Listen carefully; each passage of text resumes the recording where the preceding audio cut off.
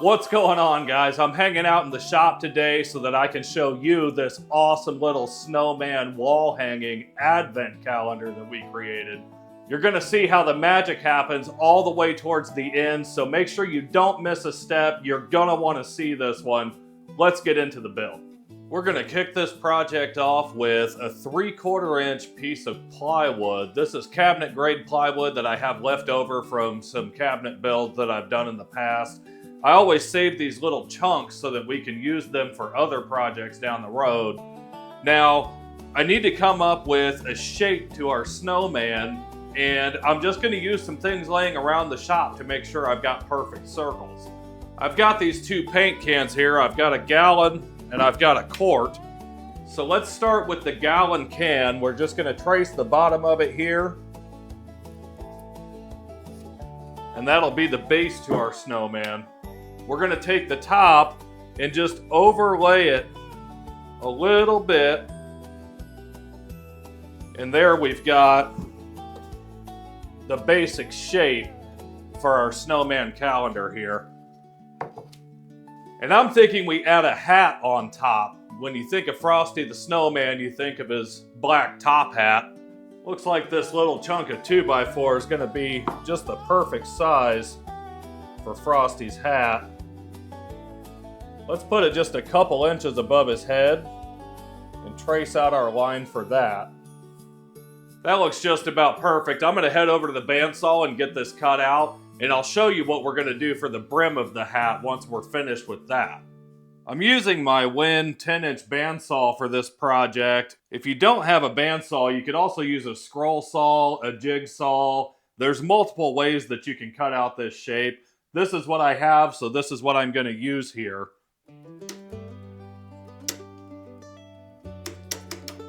Helps if you plug it in.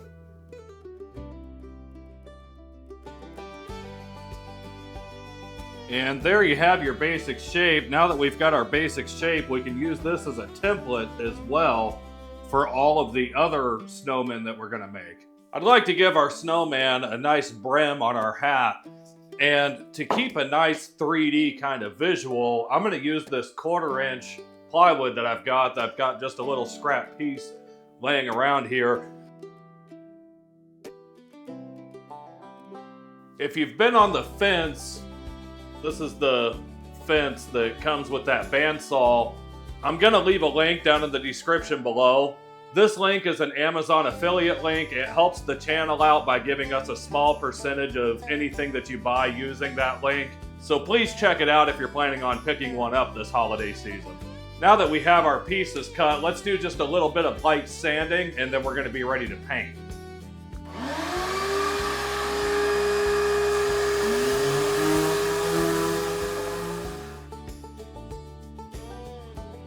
There you can see we just lightly hit all of our edges, giving them a nice little soft round over.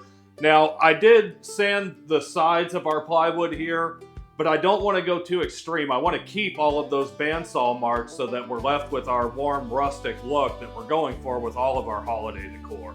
I've got this gallon of white barn fence paint. It really doesn't matter what kind of paint you use. This is for decor. It's nothing that's really going to see the elements of nature or anything like that. It doesn't need to be real durable. We're just going for looks. So give this whole can of paint a good shake.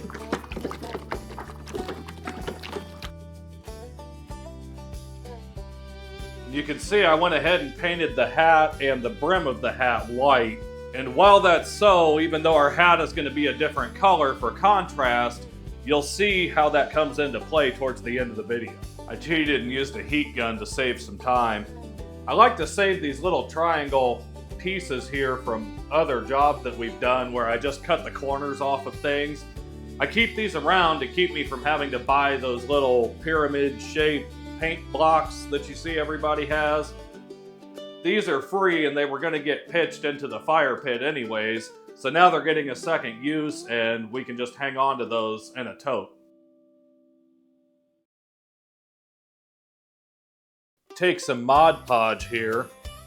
We're just going to use a paper towel so I don't have to waste a brush with it.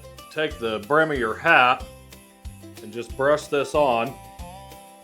It doesn't have to be real thick. You just want to make sure that you get all the way to your edges all the way around. Okay, now this next part is really cool, but the magic is definitely yet to come. You're going to want to stay tuned to the end of the video to see what really sets this project apart from all of the other little advent calendars that you've seen. There's going to be a really cool hidden feature. You're not going to want to miss it. But for the brim of our hat here, we've just cut out a little piece of scrapbook paper.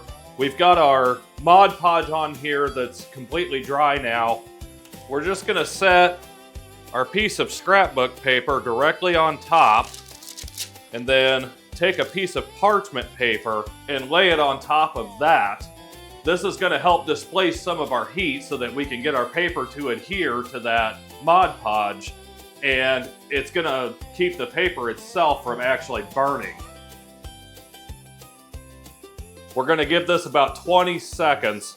There we go, everything feels great. Now we need something to cut this out on. I like these nice little self-healing mats with an X-Acto knife. Come through and just cut your paper flush with your wood piece here. And then to clean up our edges and make sure that our paper's never gonna peel, we're gonna take our same sanding block here, come in at about a 30-degree angle and just hit all of your edges of your paper. Let's go work on our snowman. I'm gonna do the hardest part first. This is what's gonna actually give us our magic. And then we're gonna work on getting the accessories put on him, get the paint put on him, get everything wrapped up.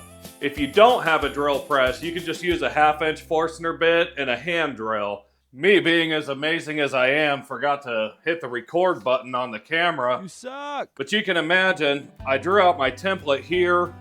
I laid it on our snowman.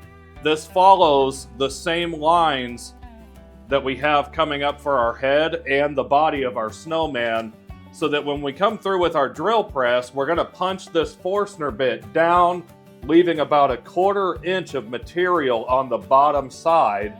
That way, when you come in and put your magnets into your holes here, everything is invisible on the front. I made sure to hit the record button for this part. Now we've got our 1/2-inch neodymium magnets.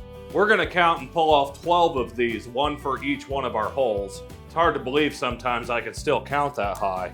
Let's take some of our Gorilla Glue and put it down in our hole. Right like that. And then we're gonna take our magnet again, make sure we keep it facing down the direction that we want, and drop it into the hole. Now it's been sitting for a while, the glue's set up. Let's flip it over and start working on the front here. What I'm gonna do is start roughing up a little bit of these edges. Remember, Christmas decor, you really want to lean into that rustic kind of look. Now let's get our numbers painted onto the stomach of our snowman. And we're gonna go 1 through 12. Remember, we've got our cheat sheet that matches the way that these are lined up on the back. So what we're gonna do is just flip that over. So I'll take my pencil now and just make a nice, teeny tiny little dot right in the middle of all of these circles. Let's get our green paint here. And we don't need very much, just a teeny tiny little dab. And then all I'm doing is just dabbing, just a teeny tiny little dab on there. There we go, there's our numbers. Let's go ahead and get our button glued up here with our magnet so that we can have that drying off to the side, and it should be set up and finished by the time we're ready to put it on. While we wait for our heat gun to glue up, we can go ahead and get our corncob pipe shaped up here.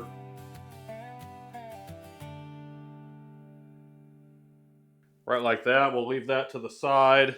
Come back in with the brim for our hat, get some glue on it. And I like to go at just a little bit of an angle. It gives it some really fun character instead of everything just being perfectly flat, perfectly square. Then next we're going to take our Sharpie oil-based paint marker.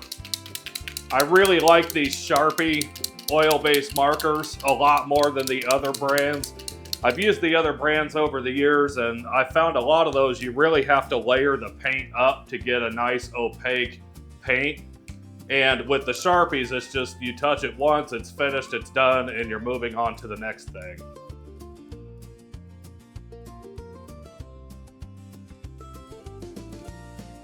Look how adorable that little face is. Love it. Now we need to get the hole drilled for our corn cob. We're not going very deep, just enough to get a little bit of glue in there and get our corn cob snugged down into the hole.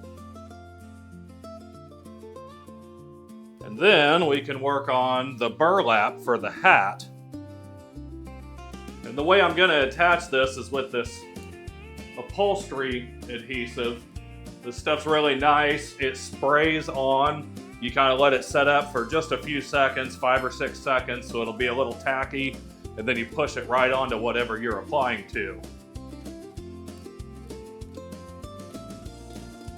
And now for the final act in our magic show, I want you to take some string.